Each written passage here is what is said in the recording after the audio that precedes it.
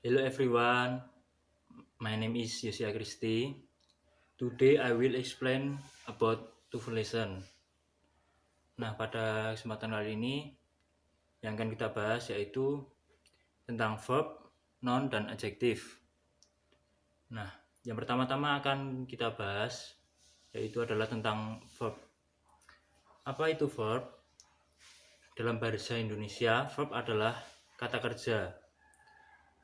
Nah, dalam verb itu ada yang action dan ada yang non-action. Nah, yang action itu adalah verb yang berupa aksi, tindakan, atau kejadian.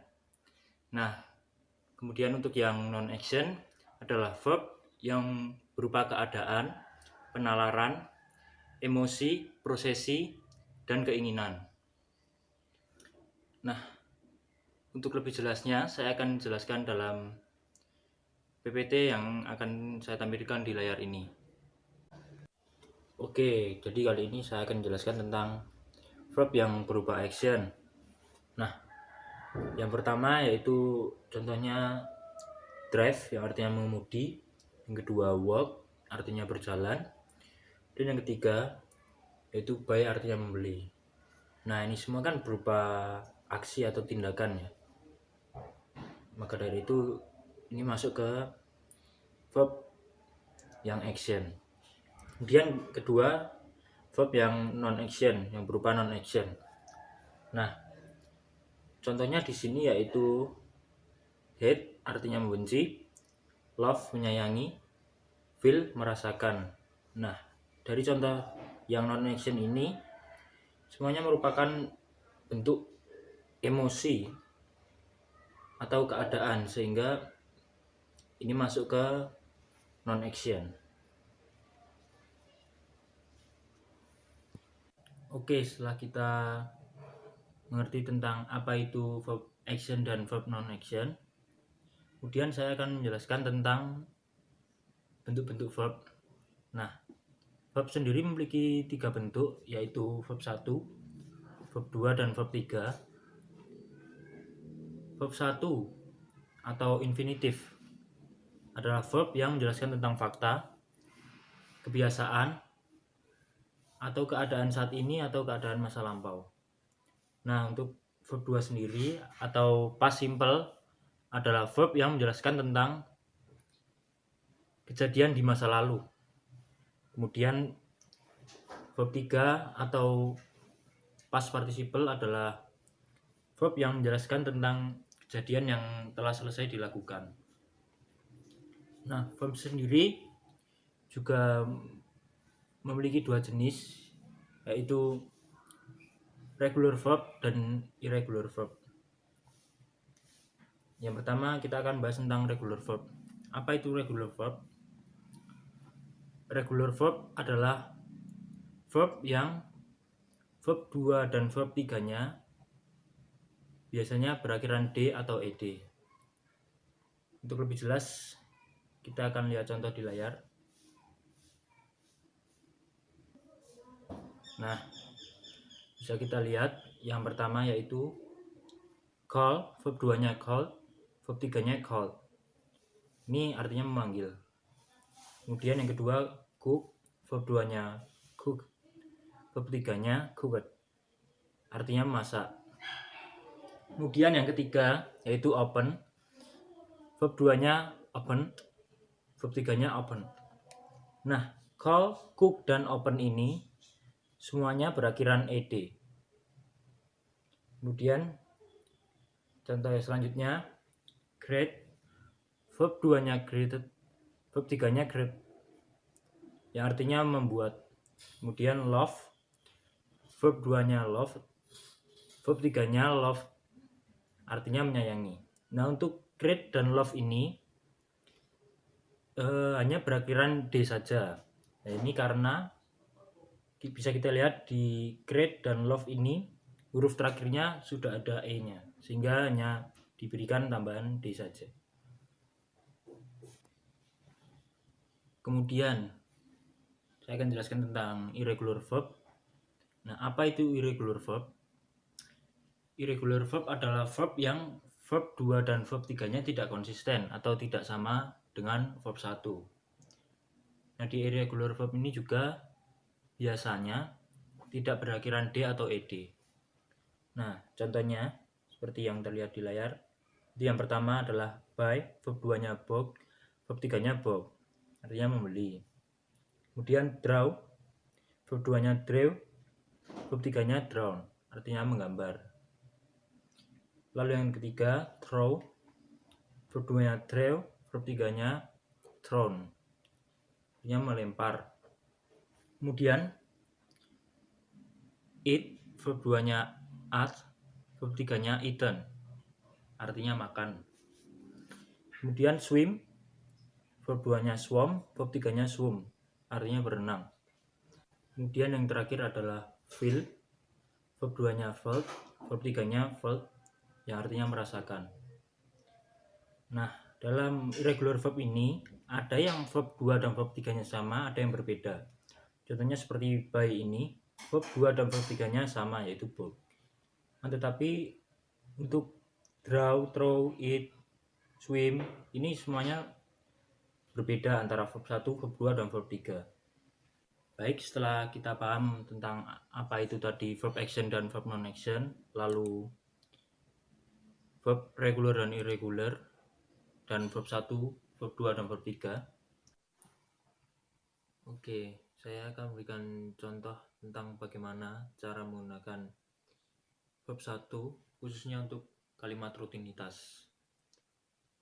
Nah, sebelumnya perlu diperhatikan cara penggunaan subjeknya, apakah subjeknya itu singular atau plural. Nah, contoh yang pertama yaitu Benny drinks water every day. Benny minum air setiap hari. Nah, di sini bisa kita lihat bahwa subjeknya adalah singular karena hanya satu orang atau tunggal. Sehingga pada verb drink harus ditambah s menjadi drinks. Next, contoh yang kedua, they drink water every day. Mereka minum air setiap hari. Nah, di sini subjeknya adalah plural karena jamak lebih dari satu, sehingga s pada verb drink ini hilang. Verb 1 ini tidak hanya bisa digunakan untuk kalimat rutinitas saja, tetapi juga bisa digunakan untuk kalimat fakta. Nah, seperti contoh berikut, yaitu the farmer supplies carrot and tomato. Petani itu menyuplai wortel dan tomato. Nah, ini juga perlu diperhatikan subjeknya. Di sini subjeknya singular karena hanya satu orang, the farmer.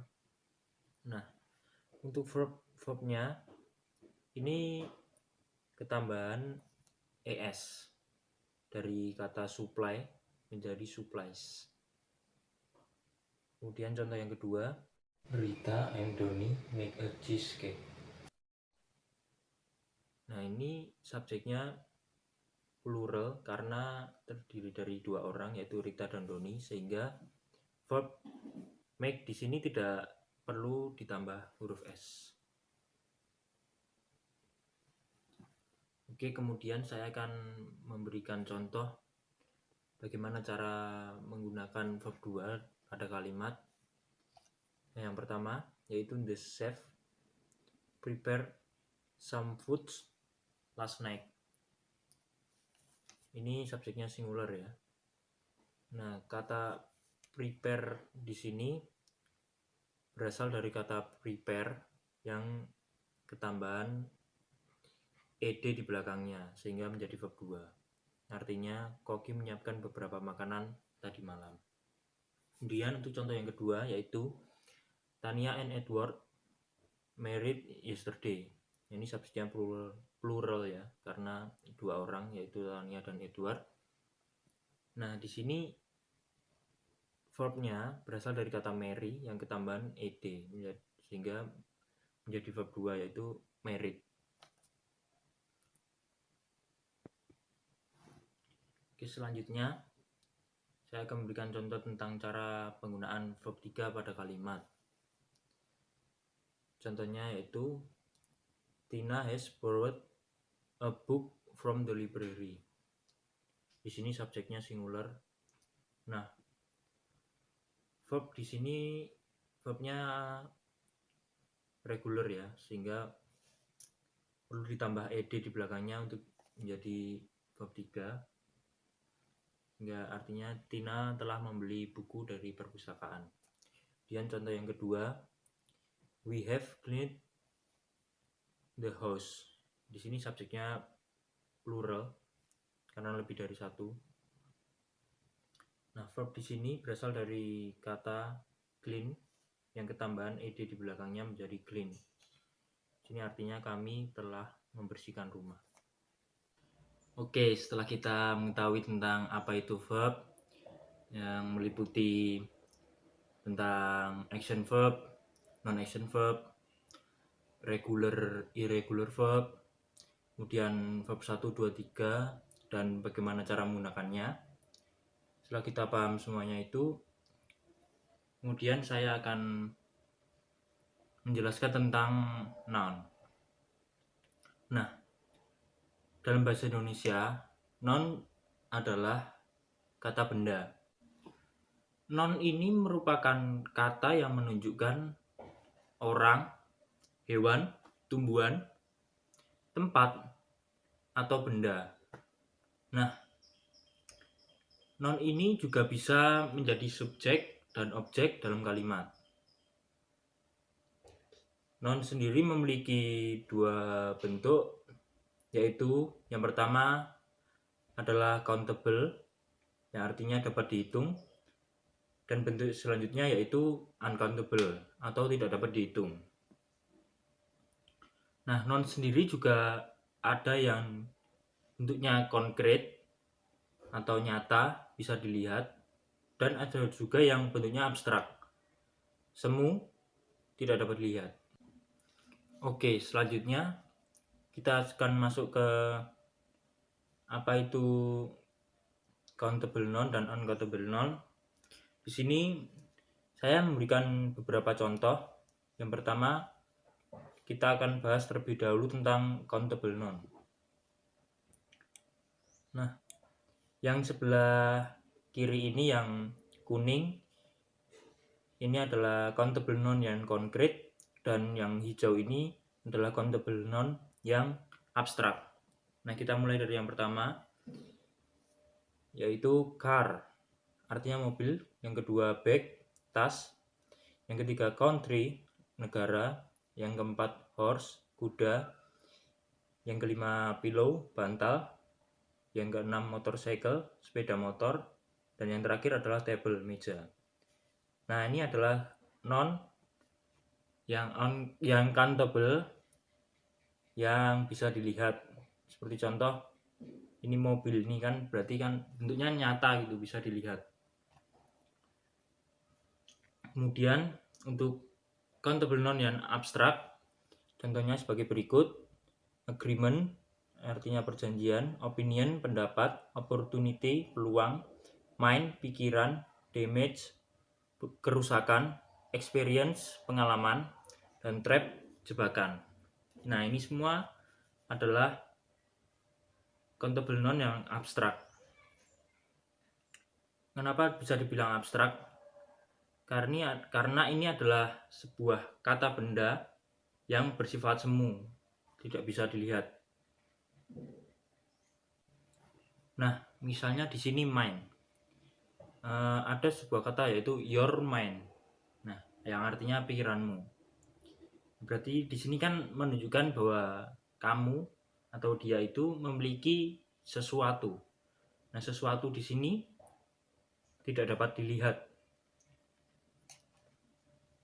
Kemudian yang kedua experience nih, contohnya your experience, pengalamanmu. Nah, ini kan menunjukkan kepemilikan sesuatu kan, tetapi sesuatu itu juga tidak bisa dilihat. Nah, maka dari itu ini masuk ke dalam noun, countable noun yang abstrak.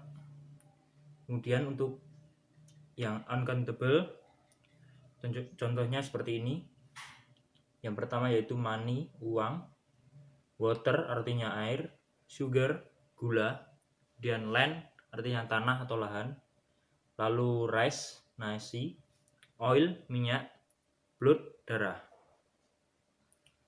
Nah, di sini mengapa kata-kata ini masuk ke dalam uncountable noun? Karena kata-kata di sini tuh tidak bisa dihitung. Seperti contoh air, water ini. Kan kita tidak bisa menghitung air kan. Tidak ada kata-kata seperti dua air gitu kan, tidak ada.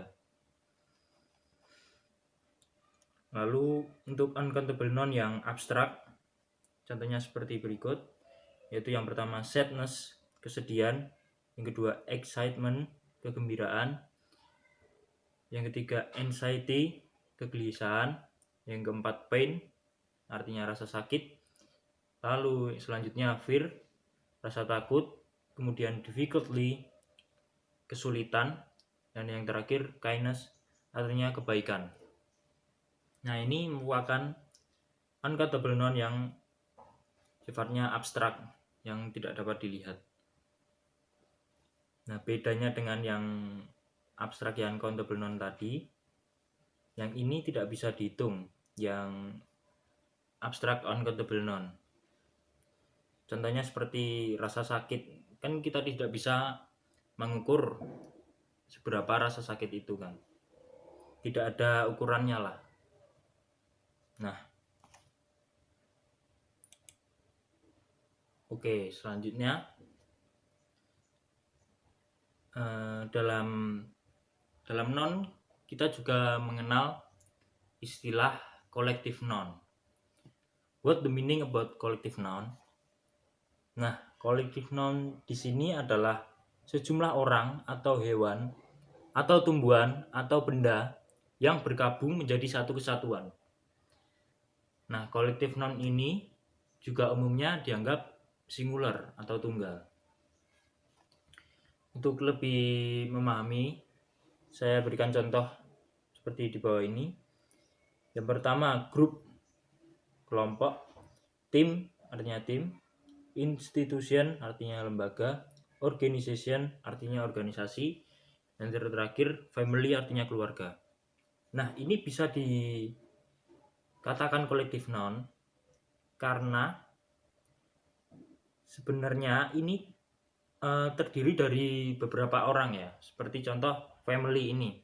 Kan dalam keluarga semisal ada ayah, ibu, dan anak. Nah, itu kan orangnya lebih dari satu. Mengapa tidak disebut plural? Karena ini menjadi satu kesatuan menjadi kata yaitu family, keluarga. Sehingga ini dikatakan sebagai collective noun. Dalam noun sendiri terdapat beberapa bentuk. Di antaranya yaitu yang pertama single noun, seperti yang sudah saya jelaskan di awal tadi.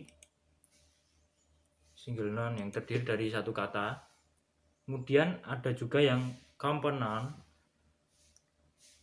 Lalu ada yang berbentuk noun phrase atau frasa. Nah, sini saya akan menjelaskan tentang compound noun. Nah, apa itu compound noun? Compound noun adalah kata benda yang majemuk atau yang terdiri dari lebih dari satu kata. Nah, contohnya yang pertama di sini ada compound noun yang terdiri dari dua kata, yaitu noun plus noun. Seperti terlihat di PPT berikut. Yang pertama contohnya yaitu guitar bag atau tas gitar artinya, kemudian car wheel, roda mobil, lalu oil bottle yang artinya botol minyak, kemudian yang terakhir adalah house door, pintu rumah. Nah, di sini semua adalah komponen yang terdiri dari noun plus noun. Nah, mengapa ini semua bisa disebut sebagai komponen? Karena sebenarnya kata benda ini hanya ada satu saja, seperti contohnya guitar bag. Ini sebenarnya kata bendanya kan hanya tas saja, bagnya saja, tetapi ada kata gitar. Di sini gitar di sini sebagai keterangan saja. Kemudian car wheel, roda mobil. Di sini kan berarti bendanya, kata bendanya sebenarnya hanya roda, mobil hanya keterangannya saja. Nah, dalam non plus non ini biasanya kata bendanya kata benda utamanya ada di bagian terakhir, seperti guitar bag, car wheel, oil bottle, hose door. Ini kan kata bendanya semua ada di terakhir kan, penulisannya maksudnya ada di bagian terakhir. Nah, kemudian komponen sendiri ada juga yang terdiri dari adjektif plus noun. Ini masih komponen yang terdiri dari dua kata ya, adjektif plus noun.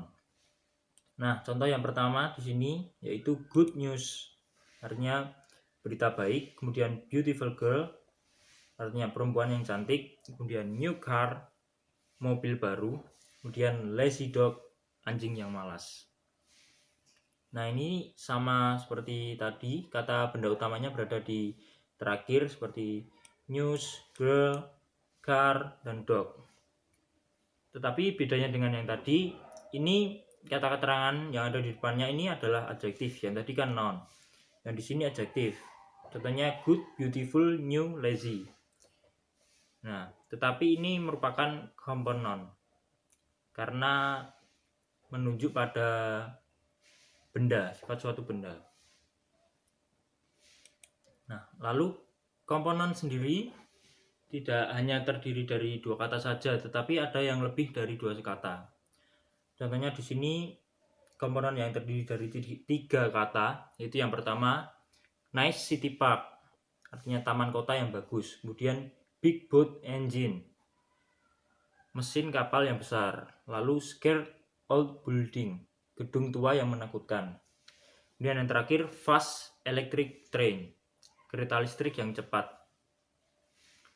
Nah, pada komponen yang terdiri dari lebih dari dua kata ini, ada yang rumusnya adjektif plus noun, ada juga yang adjektif plus noun. Nah, tetapi di sini tetap kata benda utamanya ada di bagian terakhir ya. Seperti nice city park ini, kata benda utamanya kan park, taman ini kan. Tetapi di depannya ada keterangan noun dan adjektif. Nice sebagai adjektif, city sebagai noun, keterangan. Sehingga nice city park artinya taman kota yang bagus. Di sini kata benda yang dimaksud adalah tamannya. Lalu kemudian big boat engine. Nah, di sini sama seperti tadi, big ini sebagai adjektif, boat sebagai noun, keterangan, engine ini sebagai kata benda utamanya, artinya mesin kapal yang besar. Nah, selain terdiri dari adjektif plus noun, ada juga yang adjektif plus noun, seperti contoh ini scared old building. Ini kan sebenarnya terdiri dari dua kata adjektif dan satu noun. Adjektifnya yaitu scared dan old, menakutkan dan tua. Dan kata benda utamanya ini adalah building atau gedung, sehingga artinya adalah gedung tua yang menakutkan. Sama seperti di atasnya, fast electric train ini juga terdiri dari adjektif plus noun. Fast sebagai adjektif, elektrik sebagai adjektif, dan train sebagai kata kerja utamanya, kata benda utamanya noun, yang artinya kereta listrik yang cepat. Nah, dalam noun ada juga yang berbentuk noun phrases, artinya kata benda yang berupa frasa atau potongan kalimat. Contohnya seperti berikut. Yorks in the beach, karang-karang di pantai. Kemudian a racer from Indonesia, seorang pembalap dari Indonesia. Nah, dua contoh itu merupakan kata benda yang berupa frasa atau potongan kalimat. Oke, setelah paham tentang apa itu noun, kemudian kita akan masuk ke materi adjektif. Nah, adjektif dalam bahasa Indonesia adalah kata sifat. Nah, dalam adjektif ini ada yang berupa quality of noun atau sifat suatu kata benda, dan ada yang berupa quantity of noun atau nilai suatu kata benda. Nah, pertama-tama kita akan bahas terlebih dahulu yang quality of a noun. Nah, adjektif yang quality of a noun ini juga terdiri dari dua bentuk, yaitu ada yang dalam bentuk kata dasar dan ada yang dalam bentuk kata benda atau kata kerja dasar yang diberikan imbuhan. Contoh yang pertama di sini kita akan bahas dulu yang dalam bentuk kata dasar. Bisa kita lihat di sini ada ugly artinya jelek, fun artinya seru, good baik, bad buruk, smart pintar, lazy malas. Nah, ini semua adalah adjektif yang dalam bentuk kata dasar.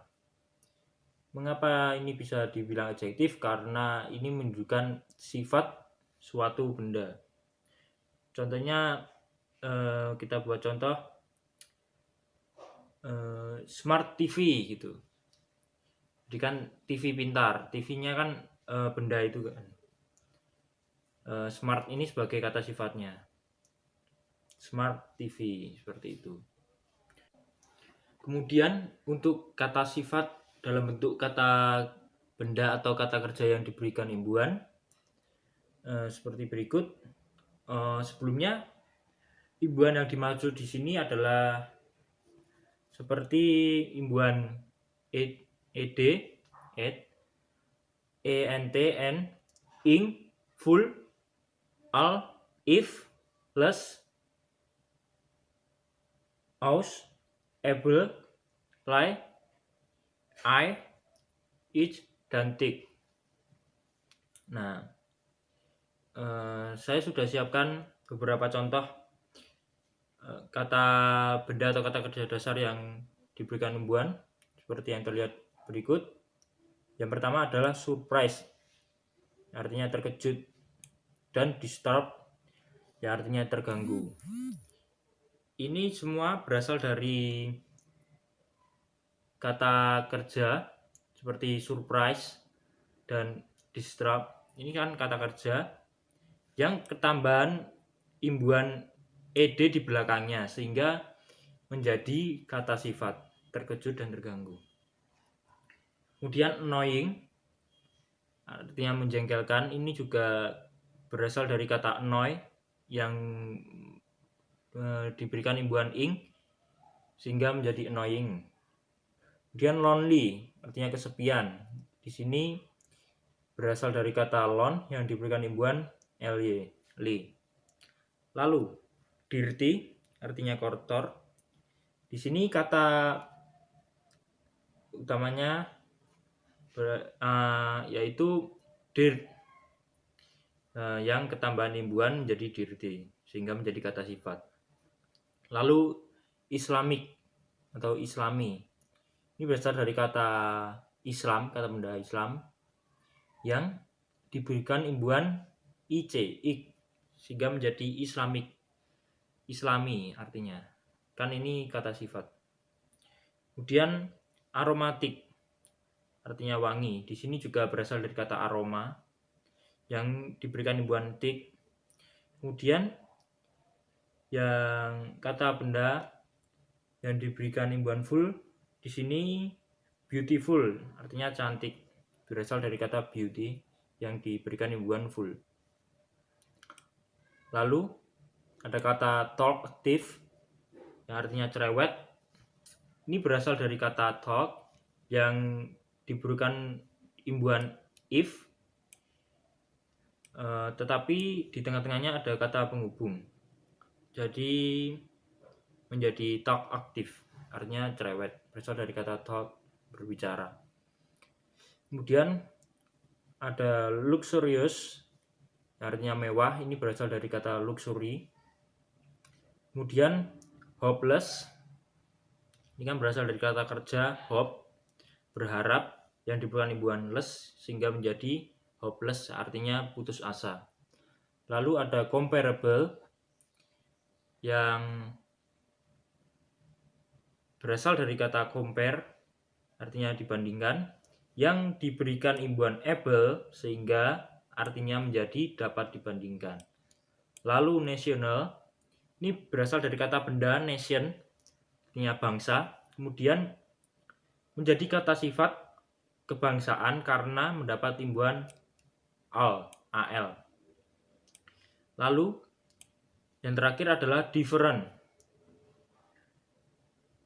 Ini berasal dari kata differ yang diberikan imbuhan ent sehingga menjadi kata sifat yang artinya berbeda.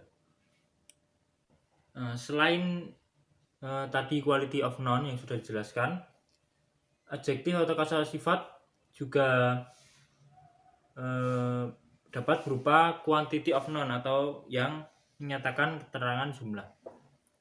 Seperti berikut, yaitu yang pertama a lot of, artinya banyak. Lalu some, beberapa. Half atau half of, setengah atau setengah dari. One third or quarter of, ini artinya adalah sepertiga atau seperempat dari. Kemudian 2/5 of, 2/5 dari. Kemudian 8/9 of, 8/9 dari. Kemudian whole, yang artinya utuh. Nah, di sini semua adalah kata sifat yang menunjukkan keterangan bahwa menyatakan jumlah sesuatu benda atau jumlah kata benda, itu noun. Nah, sehingga di sini rumusnya menjadi plus noun semua ya. Ya ini berlaku untuk countable maupun uncountable. Tetapi ada perbedaan penggunaan quality of noun untuk countable dan uncountable seperti yang terlihat di tabel berikut. Yang pertama adalah many, ini untuk countable, dan much untuk uncountable. Keduanya sama-sama artinya banyak, tetapi cara penggunaannya berbeda. Kemudian yang kedua, several untuk countable dan little untuk uncountable. Nah, di sini artinya sama banyak seperti many, tapi yang several ini jumlahnya tidak pasti. Kemudian untuk yang terakhir yaitu few, ini artinya sedikit untuk countable, dan untuk uncountable sedikit ini ditulis a little bit. Untuk lebih jelasnya, saya berikan contoh penggunaan quantity of noun ini. Yang pertama adalah a lot of. Ini contohnya a lot of people. People di sini sebagai noun, artinya adalah banyak orang. Lalu some foods. Foods di sini juga sebagai noun, ya artinya beberapa makanan. Nah, ini kan keduanya menjelaskan tentang jumlah. Kemudian untuk menggunakan kata sifat banyak, ini berbeda antara countable dan uncountable. Saya ambil contoh di sini adalah yang pertama many cars, yang artinya banyak mobil. Yang kedua much sugar, yang artinya banyak gula. Nah, di sini kan berbeda, sama-sama banyak tapi cara penggunaannya berbeda tergantung nounnya. itu countable atau uncountable. Sekian penjelasan dari saya tentang verb, noun, dan adjektif. Terima kasih telah menonton, semoga bermanfaat. Tuhan memberkati.